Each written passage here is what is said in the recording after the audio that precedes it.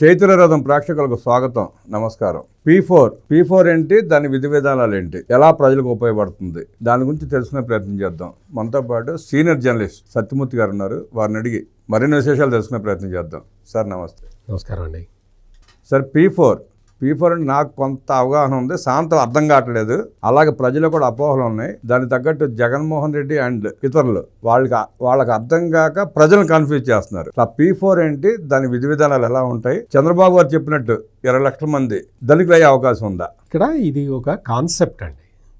పీ4 విధానం అనేది ఒక కాన్సెప్ట్. ఇది ప్రభుత్వ పథకం కాదు. అంటే ఒక ఐడియా మీ జీవితాన్ని మార్చేస్తుంది అంటారు కదా, అటువంటిది ఇది.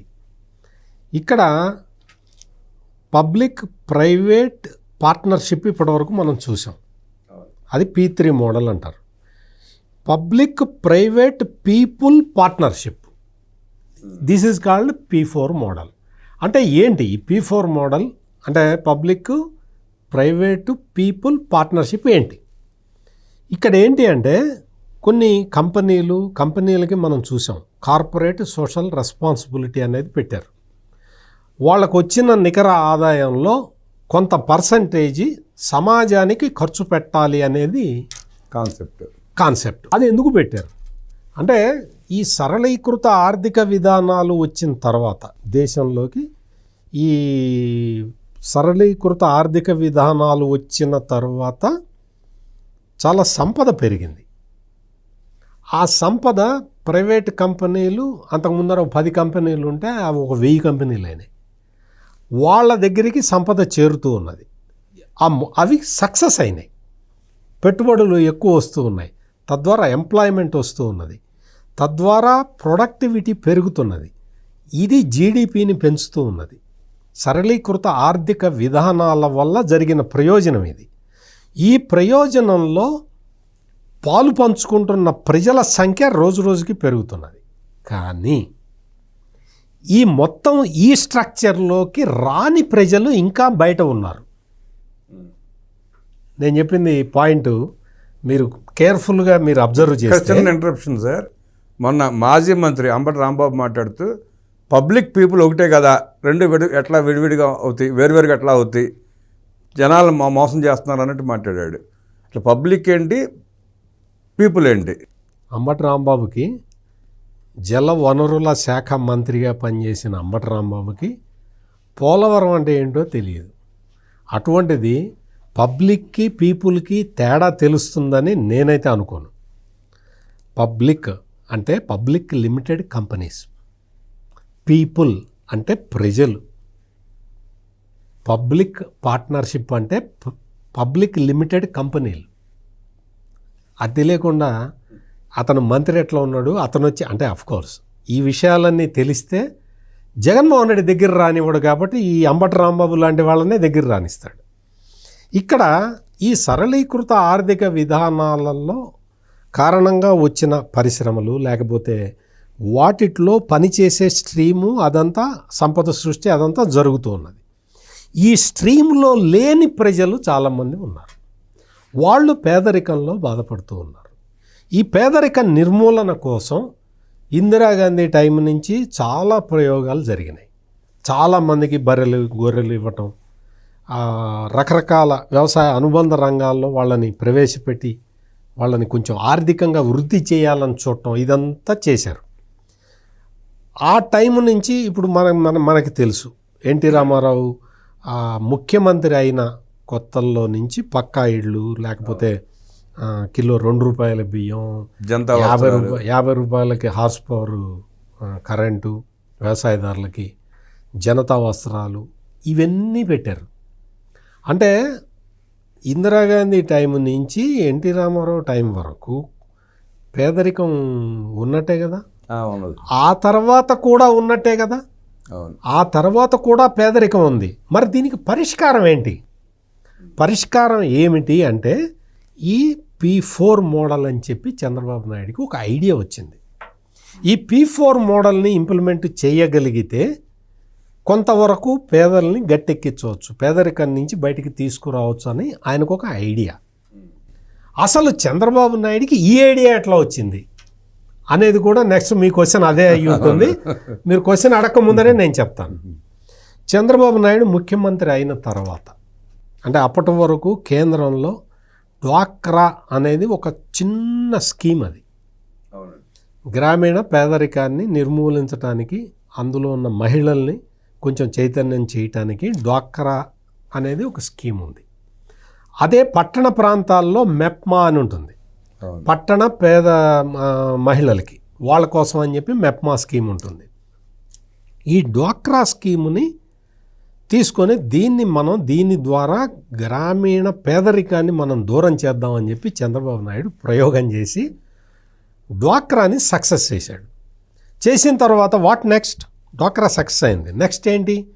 నెక్స్ట్ ఏంటి అంటే స్వయం సహాయ సంఘాలని పెట్టాడు, సెల్ఫ్ హెల్ప్ గ్రూప్స్ అని పెట్టాడు. ఈ సెల్ఫ్ హెల్ప్ గ్రూప్స్ ఏం చేస్తాయి? కొన్ని ఉత్పత్తులు తయారు చేసి మార్కెట్లో అమ్ముకోవటం ద్వారా వీళ్ళు డబ్బులు సంపాదించుకోవాలి. దానికోసం అని చెప్పి ఈ డ్వాక్రా సంఘాల నుంచి వచ్చిన మహిళలకి, డ్వాక్రా సంఘాల వాళ్ళకి అప్పటికే ఏదో ఒక దాంట్లో ప్రవేశం వచ్చింది. ఆ ప్రవేశాన్ని ఉపయోగించుకొని డబ్బులు సంపాదించుకునే విధానానికి సెల్ఫ్ హెల్ప్ గ్రూపులు క్రియేట్ చేశారు. ఈ సెల్ఫ్ హెల్ప్ గ్రూపులు అందరూ కలిసి అందరూ తలా ఇంత వేసుకొని ₹1,00,000 సేకరించుకుంటే బ్యాంకు లింకేజ్ ఏర్పాటు చేశారు. వాళ్ళు ₹1,00,000 ఇస్తారు. అంటే 2 లక్షలతోటి వీళ్ళు కొన్ని ఉత్పత్తులు తయారు చేసుకొని అమ్ముకోవాలి. వీళ్ళు అమ్ముకొని అది మొత్తం మొగుడికి ఇచ్చేస్తే, ఆ మొగుడు తాగేస్తే ఇంకా అయిపోతుంది కదా, వీళ్ళ కుటుంబాలు పైకి రావు కదా. అందుకని నెక్స్ట్ స్టెప్ వెలుగు ప్రాజెక్టుని తీసుకొచ్చాడు చంద్రబాబు నాయుడు. ఆయన కంటిన్యూస్గా సమైక్య ఆంధ్రాలో 9 సంవత్సరాలు ముఖ్యమంత్రిగా ఉన్నప్పుడు ఆయన చేసిన ప్రయోగాలు ఇప్పుడు నేను మీకు చెప్తున్నవి. డ్వాక్రా సంఘాలు, స్వయం సహాయ సంఘాలు, వెలుగు ప్రాజెక్ట్, పేదరిక నిర్మూలన కోసం వెలుగు ప్రాజెక్టుని తీసుకొచ్చి కొన్ని వేల మంది పేదరికం నుంచి పైకొచ్చారు వెలుగు ప్రాజెక్టు ద్వారా. దానికోసం అని చెప్పి వెలుగు ప్రాజెక్టుని అమలు చేయటానికి సెర్ప్ అనే ఒక ఆర్గనైజేషన్ని పెట్టారు. పేదరిక నిర్మూలన పథకం దాని పేరు. తీసుకొచ్చి మొత్తం పేదరికాన్ని తగ్గించటానికి ఆయన అప్పుడు ప్రయత్నం చేశాడు. ఆ మొత్తం సక్సెస్ స్టోరీలు చూస్తే మనం ఈ రూరల్ పావర్టీని ఎలా ఎరాడికేట్ చేయాలనే దానికి it has become a national example. For your information I'm telling you. మొత్తం దేశం మొత్తం వెలుగు ప్రాజెక్టు వైపు చూసింది. అంత అద్భుతమైన ప్రాజెక్టుని తర్వాత ముఖ్యమంత్రి అయిన రాజశేఖర్ రెడ్డి సంపూర్ణంగా నాశనం చేశాడు, అది వేరే విషయం. ఇక్కడ ఏంటి అంటే ఇప్పుడు ఈ P4 మోడల్ తీసుకొచ్చిన దానికి ఇప్పుడు తీసుకొచ్చి ఇది సక్సెస్ అవుతుందా కాదా? మీరు చెప్పినట్టు డ్వాక్రా నుంచి వెలుగు దాకా అన్ని ప్రాజెక్టులు స్టెప్ బై స్టెప్ సక్సెస్ఫుల్గా చేసుకుంటూ వచ్చారు కదా ఆయన. ఆ సక్సెస్ని అందుకుని కూడా ఆయన గుర్తించలేకపోయారా, లేదంటే అబద్ధ ప్రచారం నమ్మి మోసపోయారంటారా? ఇక్కడ ఏం జరుగుతుంది అంటే దారిద్ర్య రేఖ నుంచి ఎగువకి వచ్చిన వ్యక్తులు ఉంటారు కదా, వాళ్ళు ఏం చేశారు అంటే ఫర్దర్గా ఇంకా ఎట్లా పోవాలి అనే దారులు చూసుకోవటం మొదలుపెట్టారు. ఆ దారులు చూసుకోవటంలో భాగంగా వాళ్ళు ఈ ప్రధాన స్రవంతి రాజకీయాల నుంచి వాళ్ళు దూరం జరిగారు.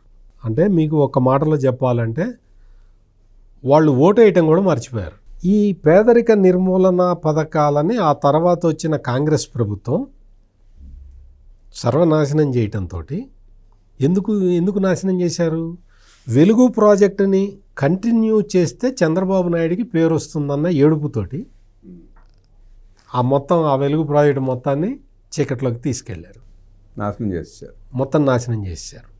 ఆ తర్వాత రాష్ట్రం డివైడ్ అయిపోవటం ఇవన్నీ జరిగినాయి, ఈ పరిణామాలన్నీ జరిగినాయి.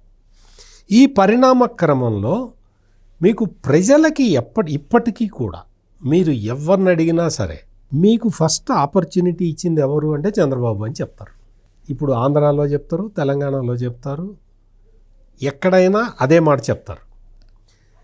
ఇప్పుడు నాకు పేరు రావటం లేదు అని చెడగొట్టే రాజకీయ నాయకులని చూసాం. నాకు పేరు వచ్చినా రాకపోయినా వాళ్ళు బాగుపడితే చాలు అనుకునే రాజకీయ నాయకుడిని చూస్తూ ఉన్నాం. అందులో భాగంగానే ఈ రోజున ఈ P4 ప్రాజెక్టుని చంద్రబాబు నాయుడు తీసుకొచ్చాడు. P4 అంటే ఏంటి? P4 అనే ఇందులో గవర్నమెంటు ఒక బేసు, ఒక వేదికని ఇస్తూ ఉన్నది. ఇప్పుడు మీరు చైతన్య రథం అనే ఒక యూట్యూబ్ ఛానల్ని స్టార్ట్ చేశారు కాబట్టి నేను వచ్చి మాట్లాడగలుగుతున్నా.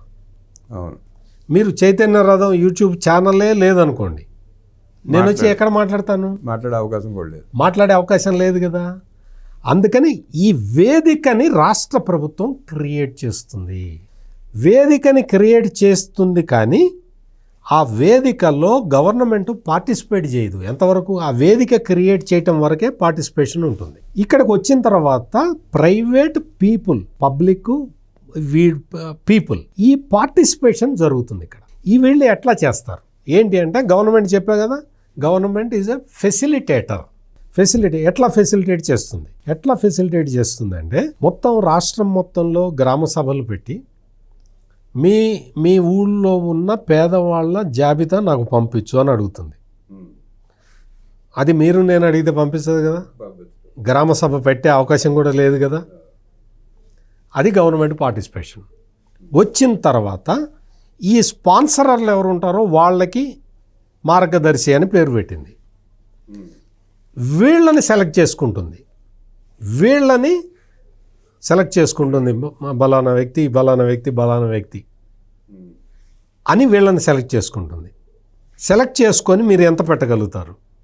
Okay, very good. మీరు ఒక ఉదాహరణకి చెప్తాను, మీరు ఒక 100 రూపాయలు పెట్టగలుగుతారు. 100 రూపాయలు పెట్టగలిగితే మీకు ఒక 10 కుటుంబాలని మీకు అటాచ్ చేస్తాను అని మాట్లాడతారు. ఇది గవర్నమెంట్ పార్టిసిపేషన్. గవర్నమెంట్ డబ్బులు ఉండవు కానీ సర్వీస్ అందిస్తుంది గవర్నమెంట్. ఈ పేద ప్రజల్ని ఈ కార్పొరేట్ సంస్థలు కానీ లేదు ధనవంతులు కానీ ఈ సమాజంలో ఆర్థికంగా ఉన్నత స్థితిలో ఉన్న వ్యక్తులతోటి ఈ పేద ప్రజల్ని అనుసంధానం చేయటం ద్వారా ఫలితాలు సాధించవచ్చు అనేది ఈ P4లో చంద్రబాబు నాయుడు కాన్సెప్ట్. ఎట్లా గవర్నమెంట్ చెయ్యలేని పని వీళ్ళు ఎట్లా చేస్తారు? మీకు ఒక చిన్న ఉదాహరణ చెప్తా. కుప్పం పర్యటనకి వెళ్ళినప్పుడు, చంద్రబాబు నాయుడు వెళ్ళినప్పుడు అక్కడికి చంద్రబాబు నాయుడు అక్కడ ఒక స్కీమ్ ఒకటి పెట్టాడు. అదేంటంటే జననాయకుడు పోర్టల్ అనేది అది ఒక కాన్సెప్ట్. అందులో అక్కడ ఒక ఆఫీస్ పెట్టారు. తెలుగుదేశం పార్టీ ఆఫీసులోనే ఒక గ్రీవెన్స్ సెల్ పెట్టారు. ఆ గ్రీవెన్స్ సెల్ పేరు జననాయకుడు. ఆ సెల్ దగ్గరికి వెళ్ళి మీరు నాకు ఈ సమస్య ఉన్నది అని వినతి పత్రం ఇస్తే ఆ వినతి పత్రాన్ని చూసి అందులో ఎంటర్ చేస్తారు. అందులో ఎంటర్ చేస్తే ఏమవుతుంది అంటే, బలానా సత్యమూర్తి అనే వ్యక్తి వచ్చి ఈ సమస్యని నా ఆఫీసులో చెప్పాడు అని అమరావతిలో ఉన్న చంద్రబాబు నాయుడికి తెలుస్తుంది. డాష్ బోర్డ్ ఆయన ఓపెన్ చేసి చూసుకుంటాడు. ఇదిగో సత్యమూర్తి అనే ఆయన ఏదో సమస్య మీద వచ్చాడు. ఆ సమస్య ఏంటి అని చూస్తే సత్యమూర్తి ఏ సమస్య మీద వచ్చాడో అది ఆయనకు కనపడుతుంది. ఆయన కనపడ్డప్పుడు ఆయన వెంటనే ఫోన్ చేసి కానీ లేదు పిఏకి చెప్పటం కానీ లేదు ఆఫీసర్కి ఆ కలెక్టర్తో మాట్లాడటం కానీ చేసి, అయ్యా సత్యమూర్తి ఒక సమస్యతోటి వచ్చాడు, ఆ సమస్యని ఈ విధంగా పరిష్కరించండి అని ఇక్కడ ఈ నుంచి గైడెన్స్ ఇస్తాడు. అది జననాయకుడు స్కీమ్. ఇటువంటిది అందరూ ఎమ్మెల్యేలు పెట్టుకోండి అని చెప్పి చంద్రబాబు నాయుడు చెప్తూ ఉన్నాడు. కొంతమంది ఎమ్మెల్యేలు స్టార్ట్ చేశారు. ఇక్కడ మనం గమనించాల్సింది ఏంటి అంటే, చంద్రబాబు నాయుడు అక్కడికి వెళ్ళినప్పుడు ఒక పెద్ద ఆయన వచ్చాడు. ఒక పెద్ద ఆయన వచ్చి, అయ్యా నాకు 1 ఎకరం 28 గుంటలు ఉన్నది, కొంత భూమి కాలువ దవ్వటానికి అయిపోయింది, ఈ భూమి మీద నాకు అప్పు ఉంది, బ్యాంక్ అప్పు, ప్రైవేట్ అప్పు కాదు. నేను 50,000 రూపాయలు తీసుకున్నాను. అప్పు తీసుకునేటప్పుడు ఒక 5,000 కట్ చేశారు, 45,000 నాకు ఇచ్చారు. ఆ తర్వాత ఇంకొక 5,000 కట్టాను, అంటే నేను తీసుకుంది 40,000. ఈ 40,000 తోటి నేను పొలంలో బోరేశాను, నాకు నీటి సౌకర్యం లేదు కాబట్టి బోరేశాను. మరి అప్పు కట్టావా అని అడిగాడు చంద్రబాబు నాయుడు. కట్టలేదయ్యా అన్నాడు. మరి బోర్ వేసావు కదా ఎందుకు కట్టలేదు అని అడిగాడు. బోర్ వేసాను కానీ దానికి మోటార్ పెట్టడానికి నా దగ్గర డబ్బులు లేవు, అక్కడి నుంచి పైప్ వేసుకోవడానికి నా దగ్గర డబ్బులు లేవు అని చెప్పాడు. అంటే ఏంటి, మన బ్యాంకులు బోర్ వేసుకోవడానికి అప్పులు ఇస్తున్నాయి కానీ మోటార్ పెట్టుకొని పైప్ వేసుకోవడానికి అప్పు ఇవ్వట్లేదు. ఇంకా బోర్ వేయటం ఎందుకు? అందుకని నాకు పంట రావట్లేదు, అందుకని నేను మీ లోన్ తీర్చలేకపోయాను అని ఆ పెద్ద ఆయన చెప్పటంతో వెంటనే దాన్ని ఒక యుద్ధ ప్రాతిపదికన తీసుకొని ఇమ్మీడియట్గా ఈయనకి చంద్రబాబు నాయుడు వాళ్ళ కలెక్టర్కి వాళ్ళందరికీ చెప్పాడు, మీరు చేసే పనులు ఇట్టు ఉంటాయా, బోర్ వేయడానికి డబ్బులు ఇచ్చారు, మోటార్కి డబ్బులు ఇవ్వకపోతే మీరు ఇచ్చిన 40,000 మళ్ళీ మీకు రిటర్న్ ఎట్లా వస్తాయి? సగం పని చేస్తే అతను కట్టలేడు కదా. అతను కట్టడానికి అతని దగ్గర ఏమి మార్గం లేదు, వ్యవసాయం చేయాలి, ఆ డబ్బులతోటి కట్టాలి అని చెప్పిన తర్వాత వెంటనే అతనికి ఆ పైప్ లైన్లు వేసుకోవడానికి మోటార్కి మళ్ళీ కొంత అమౌంట్ ఇచ్చేశారు. అంటే ఈ ఎగ్జాంపుల్ ద్వారా మనం తెలుసుకోవాల్సింది ఏంటి అంటే, ప్రభుత్వ పథకాలు ప్రభుత్వం ఇంప్లిమెంట్ చేయటం ఇటువంటివన్నీ చేయటం వల్ల ఆ పథకాలని సగం వచ్చి సగం దాకా తెచ్చి ఆగిపోతున్నాయి. అట్లా కాకుండా ఇప్పుడు మీరు సమాజంలో మీరేదో బాగా ఉన్నత స్థితిలో, ఆర్థికంగా ఉన్నత స్థితిలో ఉన్నారు, మీకు ఒక 10 కుటుంబాలని రాష్ట్ర ప్రభుత్వం మీకు అటాచ్ చేసింది. మీరేం చేస్తారు? ఆ 10 కుటుంబాలని కంటికి రెప్పలాగా కాపాడుకుంటారు. ఎందుకు? పెడుతున్నది మీ డబ్బులు కాబట్టి. మీరేంటి, మీ బాధ్యత ఏంటి? ఈ 10 మందిని నేను పైకి తీసుకొని వస్తే ఆ తర్వాత ఇంకొక సంవత్సరం 2 సంవత్సరాల తర్వాత ఇంకొక 10 మందికి హెల్ప్ చేయొచ్చు అని మీకు మనసులో స్థిరమైన అభిప్రాయానికి మీరు వచ్చి ఉంటారు. కాబట్టి ఈ 10 మందిని పైకి తీసుకురావటానికి మీరు స్వయంగా మీరే సంకల్పించుకుంటారు, మీరే పూనుకుంటారు. అట్లా మీకు ఈ 10 మందిని మీరు పైకి తీసుకొచ్చే కార్యక్రమంలో పర్సనల్ ఇంట్రెస్ట్ తీసుకుంటారు. ఈ పర్సనల్ ఇంట్రెస్ట్ లేకే కుప్పంలో ఆ పెద్ద ఆయన 40,000 అప్పు తీసుకొని ఆ అప్పు తిరిగి చెల్లించలేకపోయాడు. అతనికి మోటారు పైపు లైన్కి డబ్బులు ఇచ్చిన తర్వాత మీరు నెక్స్ట్ ఇయర్ వెళ్ళి చూడండి, ఆ రైతు ఈ అప్పుని తీర్చేసి ఉంటాడు, కనీసం సగమైనా తీరుస్తాడు. అంటే ఎందుకు చెప్తున్నానంటే, పర్సనల్ ఇంట్రెస్ట్ డెవలప్ చేయటం అనేది ఈ P4 మోడల్లో ఒక ప్రధానమైన విషయం. అందుకని ఈ P4 మోడల్ని తీసుకొచ్చాడు ఆయన. తీసుకొచ్చిన తర్వాత ఇప్పుడు చాలామంది ప్రచారం చేస్తూ మొదలుపెట్టేశారు ఆల్రెడీ. ఎందుకు అంటే, చంద్రబాబు నాయుడు వెలుగు ప్రాజెక్టు తీసుకొచ్చి గ్రామీణ పేదరికాన్ని నిర్మూలించాడు కదా, ఈ విషయం తెలుసు కదా, మా నాన్న నాకు చెప్పాడు కదా, జాగ్రత్తరా నాయన, చంద్రబాబు నాయుడు పేదల్ని ఉద్ధరించటానికే ఆయన పనిచేస్తూ ఉంటాడు అని రాజశేఖర రెడ్డి జగన్కి ఎప్పుడో చెప్పుంటాడు కదా. అందుకని ఇప్పుడు P4 పథకం స్టార్ట్ కాకముందరే ఈ జగన్మోహన్ రెడ్డి తప్పుడు ప్రచారాన్ని ప్రారంభించేశాడు. నాకు అర్థం కావట్లేదు, అదేందో P4 P5 అంట అని అంటాడు. నువ్వు ముఖ్యమంత్రిగా చేసావు కదా, నీకు తెలియాలి, నీకు తెలియకపోతే తెలుసుకోవాలి, ఎవరినన్నా అడిగితే చెప్తారు నీకు. తెలుసుకోకుండా ఎగతాళి చేసే పనిలో ఈ జగన్మోహన్ రెడ్డి, అంబటి రాంబాబు లాంటి వాళ్ళు చాలా బిజీగా ఉన్నారు. చంద్రబాబు నాయుడు మాత్రం ఒక పెద్ద కమిటీ వేశాడు.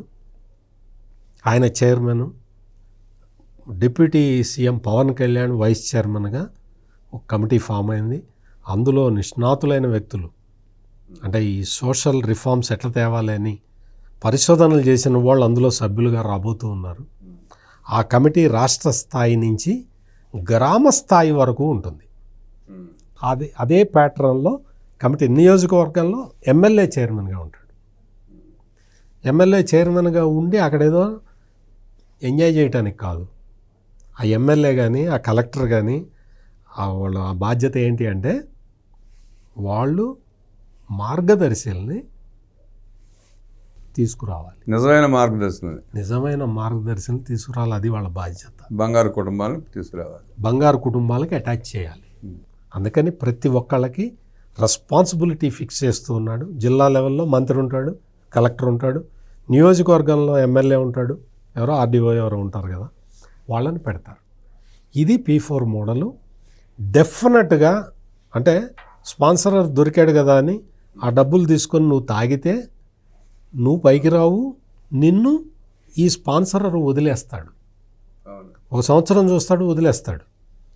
ఇంకా నీకు నీ పేరు అందులోకి వెళ్ళిపోయింది కాబట్టి మళ్ళీ నీకు స్పాన్సర్లు కూడా ఎవరు రారు. అందుకని నేను చెప్పే మాట ఏంటి అంటే, ఎవరైతే ఈ బంగారు కుటుంబానికి సెలెక్ట్ అయ్యారో వాళ్ళు కష్టపడి పనిచేసే నేచర్ని అలవాటు చేసుకోవాలి. డబ్బుల్ని ప్రతి పైసాని కుటుంబానికి వాడటానికి ఉపయోగించుకోవాలి, పిల్లల చదువుకు వాడుకోవాలి.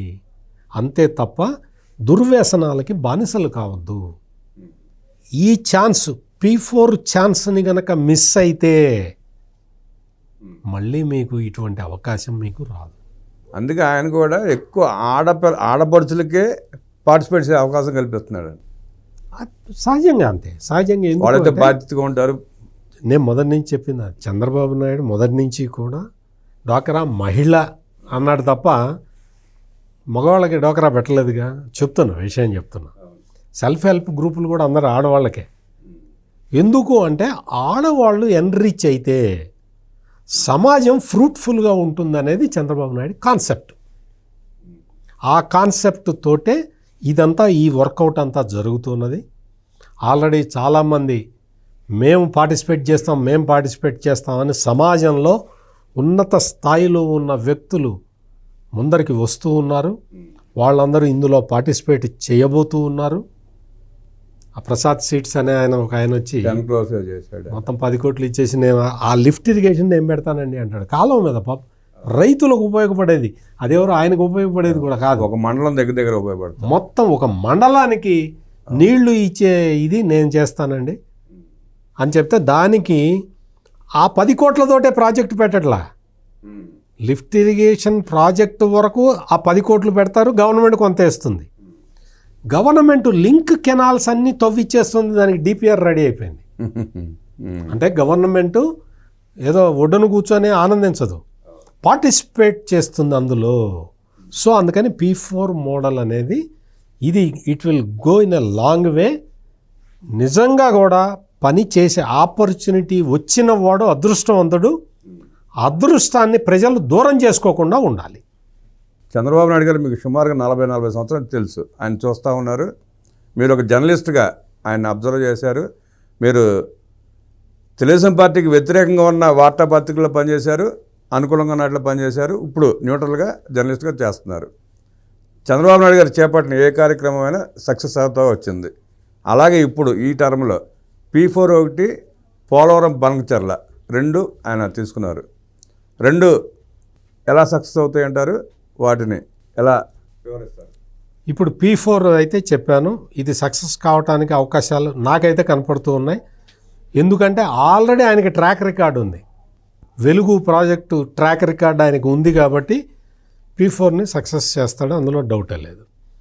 ఇక పోలవరం బనకచెర్ల ప్రాజెక్టు విషయానికి వస్తే ఆల్రెడీ పోలవరం బనకచెర్ల ప్రాజెక్టుకి 82,000 కోట్ల రూపాయలు కావాల్సిన ప్రాజెక్టుని 82,000 కోట్లు కావాలా? సాధ్యమే ఏదైనా అని అడిగే స్థాయి నుంచి దాన్ని డిపిఆర్ రెడీ చేసి టెండర్లు పిలిచే స్థాయికి తీసుకొచ్చేసారు వితిన్ 1 మంత్ లోపే. వితిన్ 1 మంత్ లోపల. ఇక్కడ ఒక ప్రధానమైన కాన్సెప్ట్ మీకు చెప్పాలి. ఈ పోలవరం బనకచెర్ల ప్రాజెక్టు ఇందులో చాలా చోట్ల మనం లిఫ్ట్ ఇరిగేషన్ ద్వారా నీళ్ళని పంపు చేయాలి. నీళ్ళని పంపు చేసిన తర్వాత ఆ నీళ్లు పారతాయి కదా, అక్కడ పవర్ ప్రాజెక్టులను ప్లాన్ చేస్తున్నారు. ఎక్కడైతే లిఫ్ట్లు పెడతారో అక్కడ లిఫ్ట్ పెట్టిన తర్వాత అదే వాటర్ నీళ్ళని ఎత్తిపోసిన తర్వాత నీళ్లు పారుదల ఉంటుంది కదా, అవును, ఆ పారుదల క్రమంలో పవర్ ప్రాజెక్టులు ప్లాన్ చేశారు. అక్కడ ప్రొడ్యూస్ అయ్యే పవర్ అంతా ఈ లిఫ్ట్కి ఉపయోగపడుతుంది. అంటే ఒక చిన్న పాయింట్ చెప్పాను నేను, అంతే. ఇంకా చాలా ఉంది ఇందులో చాలా ఉన్నది. ఈ మొత్తం కూడా ఇందులో కూడా పబ్లిక్ పార్ట్నర్షిప్ ఎక్కువ ఉన్నది చాలా చోట్ల. ఇప్పుడు ఈ పవర్ ప్లాంట్లన్నీ కూడా ప్రైవేట్ వాళ్ళే నడుపుతారు కదా. సో ఆ టైపులో ఉన్నది ఇక్కడ ఈ ప్రాజెక్టు కూడా. అందుకనే 82,000 కోట్ల రూపాయల ప్రాజెక్టుకి చంద్రబాబు నాయుడు డిపిఆర్ తయారు చేశాడు. టెండర్లకు వెళ్ళిపోతూ ఉన్నాడు, టెండర్లకు వెళ్ళిపోయాడు ఆల్రెడీ.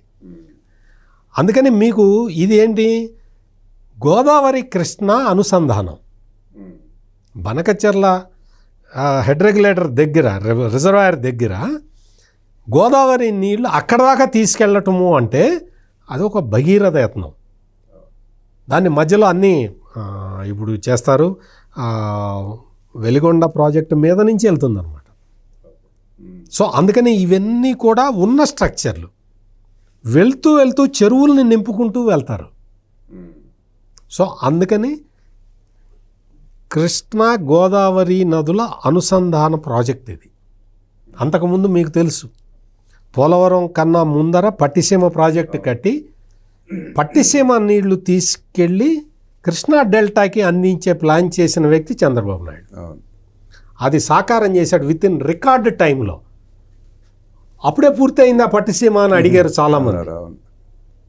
ఆ పట్టిసీమ ద్వారా గోదావరి నీళ్లు కృష్ణా డెల్టాకి వెళ్ళినాయి. అందుకని ఆల్రెడీ ఈయనకి ట్రాక్ రికార్డు ఉన్నది కాబట్టి ఈ పోలవరం బనకచెర్ల ప్రాజెక్టు కూడా ఖచ్చితంగా సక్సెస్ అవుతుందనేది నా నమ్మకం.